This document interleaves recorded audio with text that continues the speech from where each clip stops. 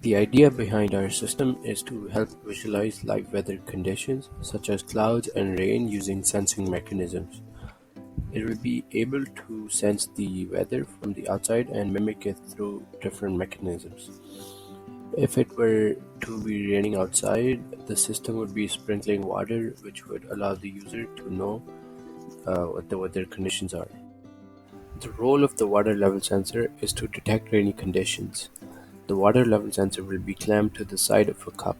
As it rains, it will fill the cup and then turn on the water pump inside the weather box. The water level sensor decreases its resistance as the water level inside the cup rises. We are able to tell how much rain to simulate in the weather box by the amount of resistance on the water level sensor. The role of the RTD temperature sensor is to sense the temperature, and this temperature will then be displayed using an LCD screen mounted in the weather box.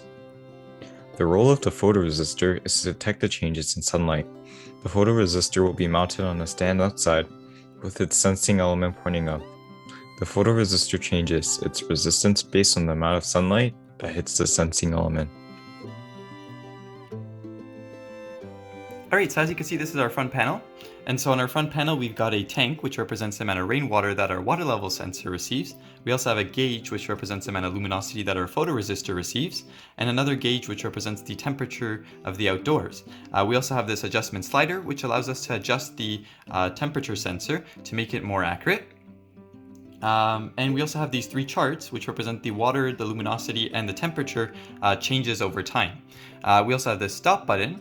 And so to make this program run, all we have to do is go to Tools, then we go to Maker Hub, and then Linux Firmware Wizard.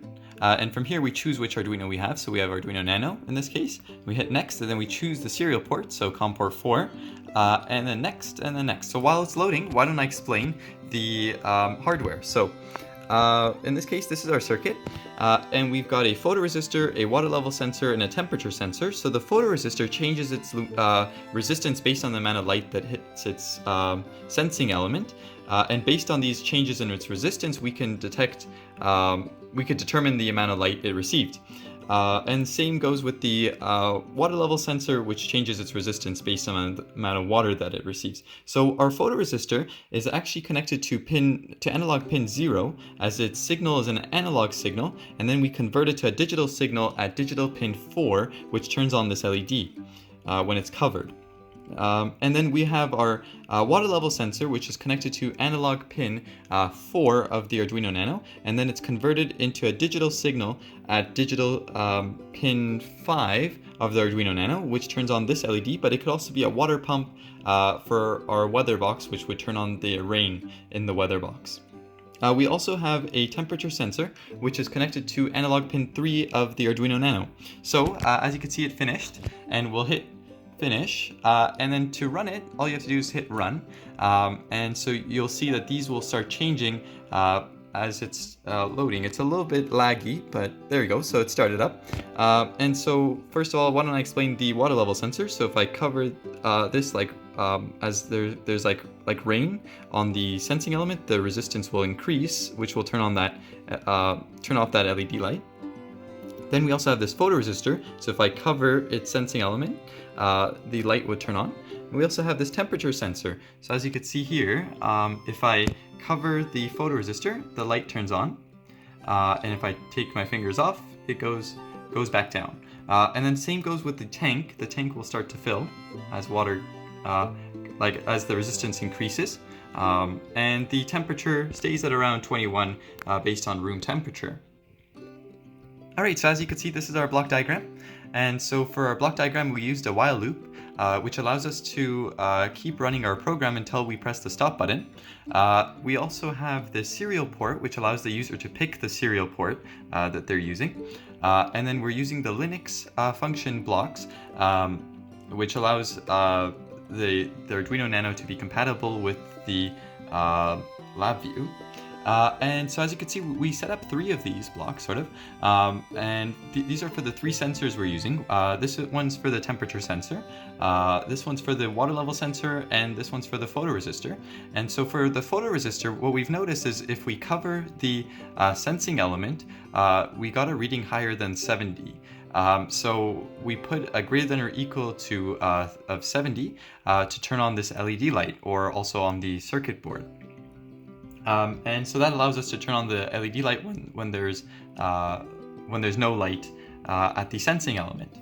And then we also noticed that for the water level sensor, we had a reading of 0, which makes sense because there's no resistance at the leads if there's no water on the sensing element. But then if we put our fingers to increase the resistance of the sensing element, like to mimic water, the resistance increased, and which gave us a higher signal than 0. So that's why we did greater than or equal to 0, which would turn on the write function, which would turn on our digital pin 5 of our Arduino Nano, which will turn on the LED light. We also connected waveform charts to each one of the sensors to represent the changes over time. And same with the temperature sensor, we put a thermometer gauge on the temperature sensor output, and we multiplied for the adjustment slider to adjust the temperature sensor. Some sources of error of the developed instrumentation and measurement system are the resistance in wires and the calibration of the sensors. We also encountered another issue where our COM port was not displaying on LabVIEW. This was because of a laptop software issue, and we fixed it by updating our drivers. Lastly, since our wire is too short, we were unable to place the temperature sensor outside for temperature readings. We were limited to testing the sensors indoors. Some applications of using the weather box in the industry would be to provide zoo reptiles a sense of weather that mimics their natural habitat. For example, if a lizard is used to living in a rainforest, the weather box could frequently rain that mimics the weather of their habitat. Another application could be for rooms or areas without access to see the weather outside. A sensing device can be placed outdoors to sense if it is raining or snowing, which will send a signal to the weather box to tell it to display the current weather conditions. This will be able to show the user the conditions if they do not have access to see outside.